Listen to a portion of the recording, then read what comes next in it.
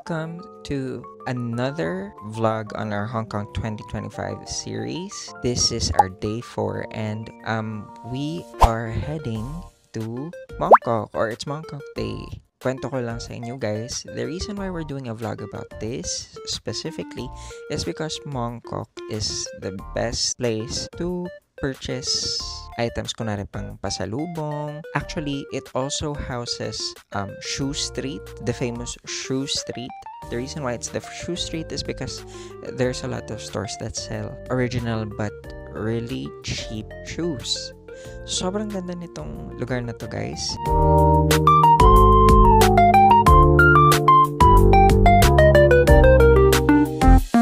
Hello everyone! Nandito na kami sa Mongkok Street bago kami umuwi. Ito yung usual namin ginagawa. Ayan yung Mongkok Station, if you're gonna look at it. So, kasi, do malaki naman itong Mongkok Street, pero dito kasi yung parang sneaker, yung mga murang shoes dito. Pero titingnan namin na yun kung open na, kasi maaga kami pumunta kasi nga maaga din yung flight namin. So, come on guys, no. Now, usually guys, hapon pa nag-open dito. Maaga lang kami pumunta dito kasi our flight leaves early. Pero we tried and medyo mga nagbubukas na yung stores dito. This is the night market by the way. And dito yung mga mura na t-shirt, na pasalubong and stuff. Guys, nakabili na naman kami. And kwento ko lang dito. Bumili ako ng fake na labubu kasi ang cute-cute pala ng labubu. Ayoko talaga ng labubu as you've seen on my other vlogs. Pero bumili ako dito, tas na yun gusto ko na talaga ng labubu.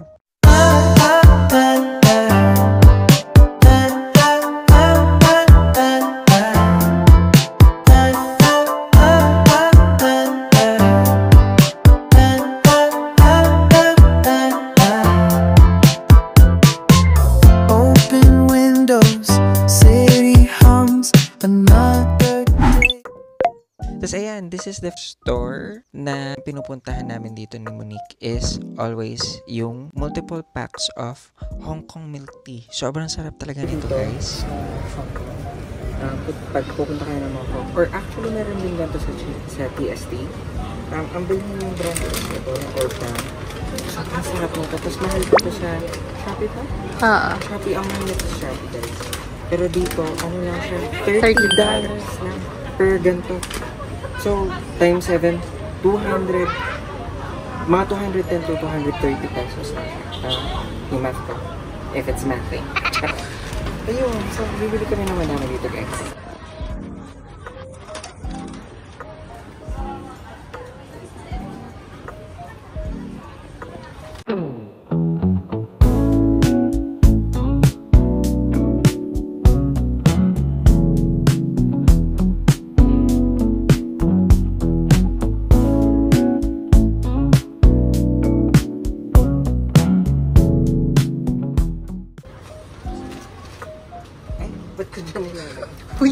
Usually, umujili kami dito ng tig 5 packs to 10 packs. Kasi you can purchase plenty here. But make sure, guys, na kasha sa bag nyo pa uwi.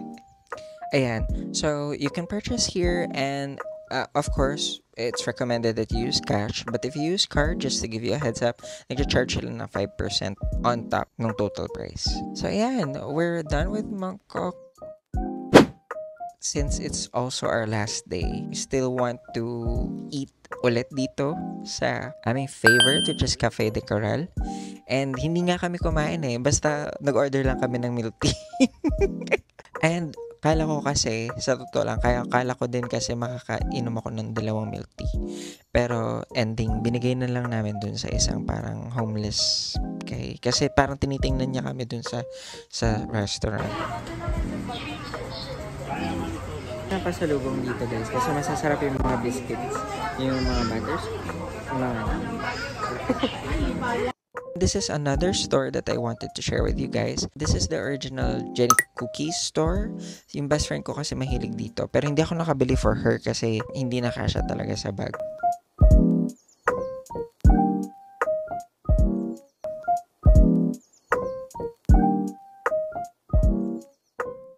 So, umikot-ikot lang din kami. Tapos, dumaan kami dito sa I-Square building before leaving. Kasi there's a second-hand store dito na we always check before we leave. Ang maganda kasi dito is nagsisale sila madalas. Although, mahal pa rin. Pero sometimes kasi makakakatch ka ng item. And this is the Twist store na sobrang kaganda ng mga items. Tinanong ko si ate kung used ba kasi yung mga gamit dito. And they said na hindi, brand new daw talaga yung mga gamit dito. Pero madaming discount. And again, guys, if you've seen my previous vlog, Hong Kong is tax-free.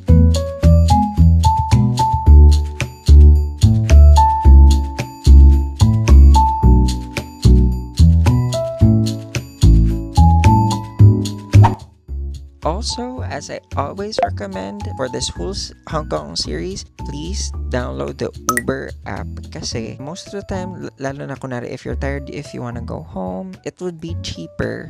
And kunwari apat kayo, it would be cheaper to ride Uber.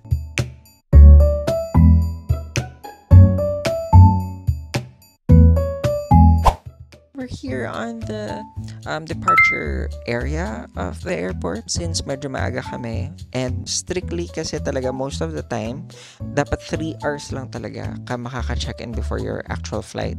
So since medyo 1 hour kaming na padali dito kasi hindi na nga kami nag-train, Uber kasi mabilis lang kasi diretso ka agad sa destination mo.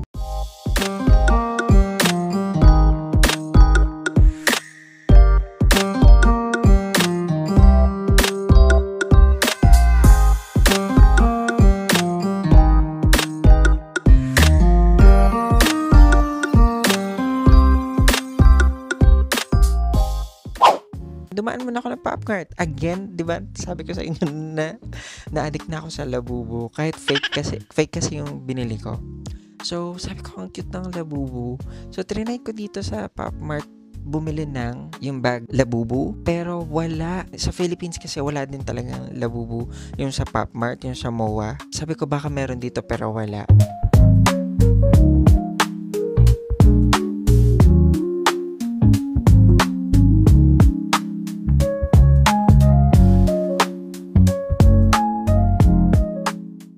So, ayun, I just bought a Hirono. Gusto ko talaga itong Le Petit collection. And gusto ko yung parang, yung itsura niya is parang rose. Pero hindi muna ako dun bumili. Bumili nila ako mga series.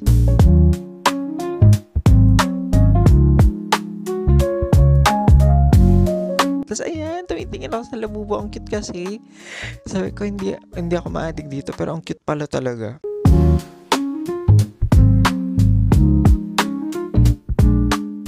So, bumili nila ako ng Stitch. Kasi, alam nyo naman na favorite ko talaga si Stitch. And bumili ako ng Stitch.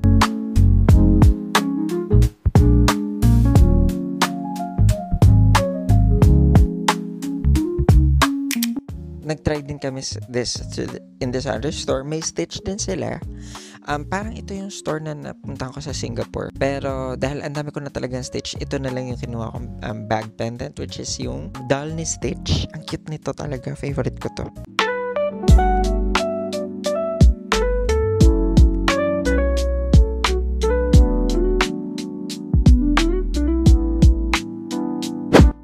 Muna kami dito kasi during this day pauwi pa kami. Gusto ko na talaga bumili ng DJI, but please do see that I bought it on another vlog which I posted I think last week, and also the DJI Osmo Pocket test, camera test also. You can see it there. It's just a mini vlog. So kumain na muna kami ni Monique before heading home kasi sobrang bilis lang talaga ng immigration dito, guys. By the way, story on immigration, puro automatic gates lang. Scan, boarding pass, scan, passport, scan, boarding pass, scan, passport. Parang twice mo lang siya gagawin, tapos na. Nandito ka na agad.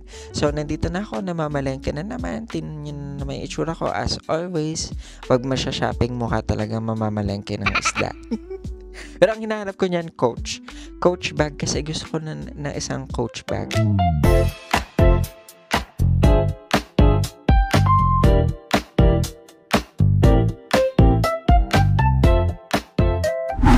Ayun, thank you so much, guys. Ang ganda talaga ng airport ng Hong Kong and mamimiss na namin to. We're going to do a proper vlog next year kasi ito madali ang visit lang namin ni Monique sa Hong Kong. Again, please do watch our Hong Kong 2025's mini-series. And thank you so much for subscribing, by the way, guys. Sana may makuha kayong information. So, bye Hong Kong, and see you again next year. But I'm so happy that we're arriving now in the Philippines. Ayun, thank you so much, guys, for watching. Please like, share, and subscribe. Also, please do comment if you want to know more, if may gusto kayong suggestions. Thank you so much. Bye!